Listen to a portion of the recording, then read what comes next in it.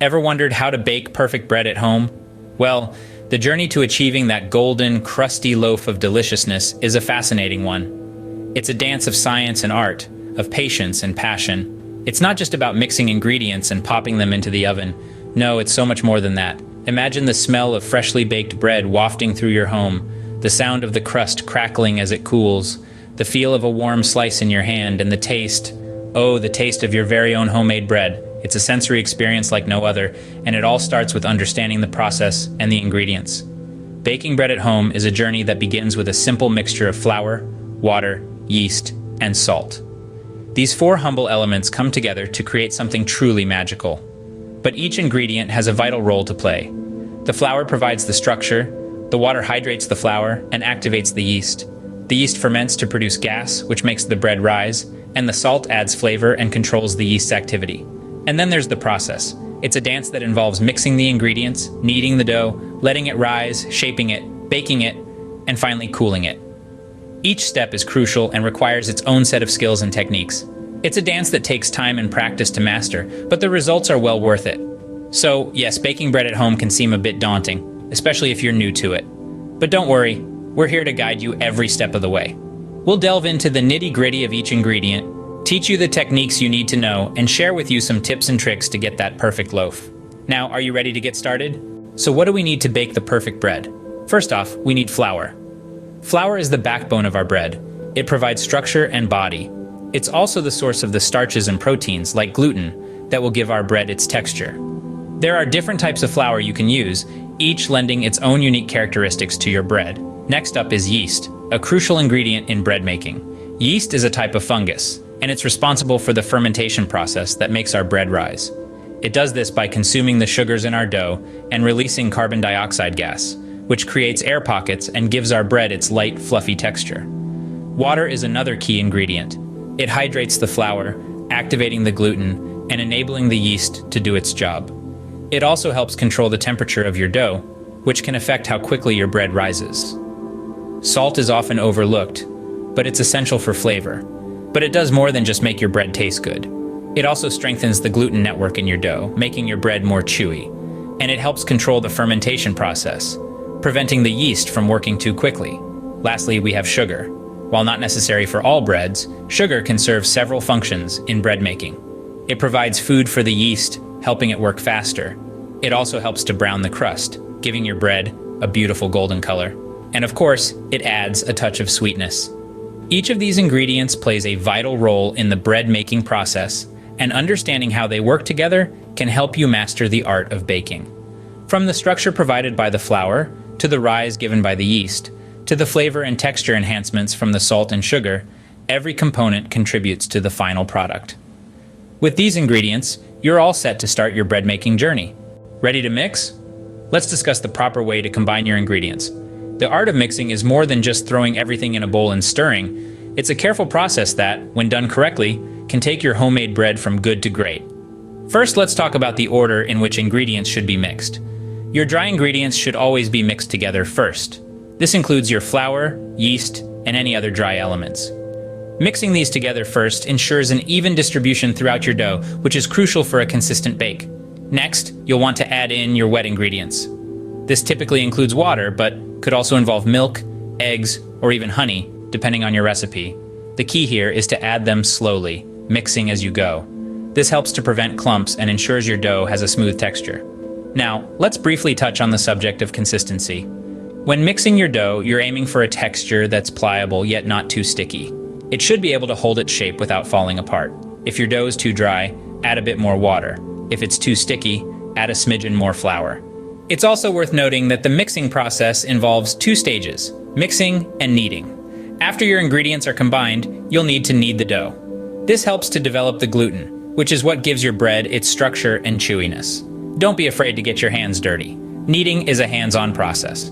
Patience is key when mixing your ingredients. Rushing through this step can result in a dough that's unevenly mixed, or a final product that's inconsistent in texture and taste.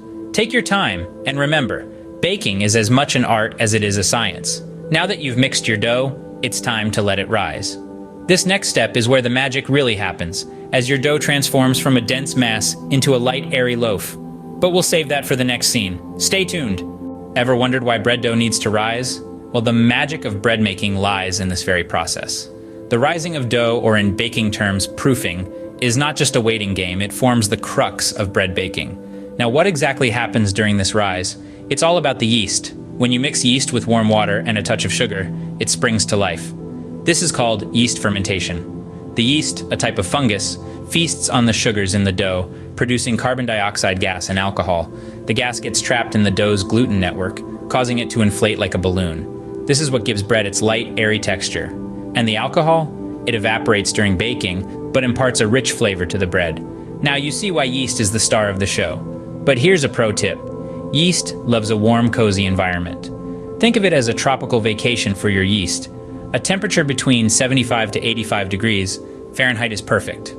Too hot and you risk killing the yeast. Too cold and the yeast goes into hibernation, slowing down the rise. Cover your dough with a damp cloth or plastic wrap to prevent it from drying out.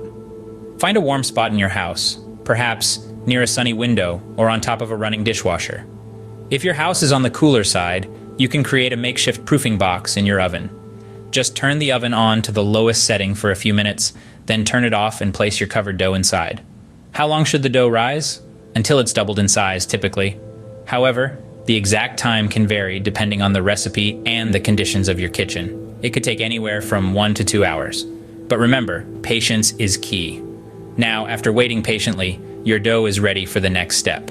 So let's move on to shaping and baking, where we'll see the fruits of our labor come to life. Now that your dough has risen, it's time to shape and bake. Shaping your dough is more than just a step in the baking process. It's an art, a dance between you and the dough. It's about feeling the dough, understanding its elasticity, and giving it the form it needs to become a beautiful loaf of bread. Whether you're making a basic round loaf or opting for something a little more complex like a braided loaf, remember, practice makes perfect. Once your dough is shaped, it's ready for the second rise, also known as proofing. During this time, the dough has one final chance to expand. It's important to cover the dough with a damp cloth during this stage to prevent it from drying out. And now, we move on to baking. The temperature and time in the oven can make or break your bread. An ideal temperature for most homemade breads is around 375 to 425 degrees Fahrenheit. But why this range, you may ask? Well, the lower end of this spectrum allows the bread to bake slowly, developing a thick, crunchy crust and a soft, airy interior. On the other hand, the higher temperature results in a quicker bake, perfect for those who prefer a thinner crust and a denser crumb. As for the baking time, it varies depending on the size and shape of your bread. A standard loaf typically takes about 20 to 25 minutes, but keep an eye on it. Your bread is done when it's golden brown and makes a hollow sound when you tap the bottom. Remember, every oven is unique, just like us. So it might take a couple of tries to find the perfect temperature and time for your oven. The anticipation can be challenging, but trust me, it's worth the wait. As your bread bakes, it transforms from a simple dough into something magical. A delicious golden loaf that's a testament to your patience and skill. With your bread in the oven, the delicious aroma of baking bread will soon fill your kitchen. Once your bread is baked, it's vital to let it cool properly. The moment your freshly baked bread comes out of the oven, it's a sight to behold. But the journey isn't over yet. Cooling is an often overlooked step, but it's just as crucial as the rest. Your bread continues to cook from the residual heat even after it's out of the oven. If you cut into your bread while it's still hot, you'll interrupt this process, resulting in a gummy, undercooked texture. To prevent this, let your bread cool on a wire rack, allowing air to circulate and prevent the crust from getting soggy. Now you might be wondering, how long should you wait? As a rule of thumb, give your bread at least 1 hour to cool. Larger loaves might need up to 3 hours. Yes, it might feel like an eternity, especially when the delicious aroma is wafting through your kitchen. But trust me, the wait is worth it. Once your bread has cooled, it's time to store it. Proper storage is key to maintaining the freshness and flavor of your homemade bread. The first day, it's best to leave your bread in a cool, dry place, unwrapped. This helps the crust stay crispy. From the second day onwards, you can store it in a bread box or a clean, dry cotton bag. This will help maintain the moisture and keep it from drying out.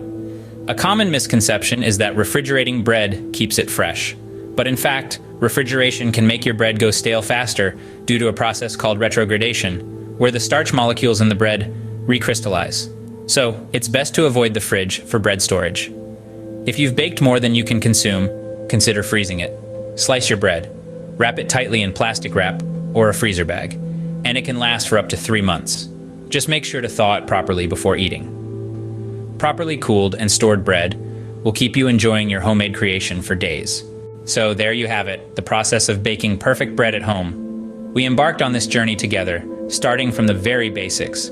Our adventure was filled with the scent of yeast and the warmth of freshly baked bread. Let's take a moment to look back at the ground we've covered.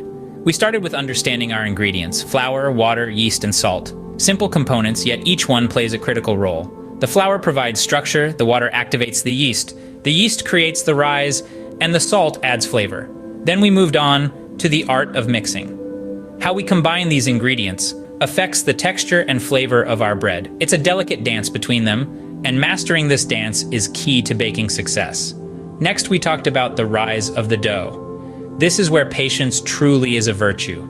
Giving your dough the time it needs to rise and develop flavors is crucial. We saw how a warm environment can speed up this process, but remember, rushing could compromise the texture of your bread. After our dough had risen, we moved on to shaping and baking.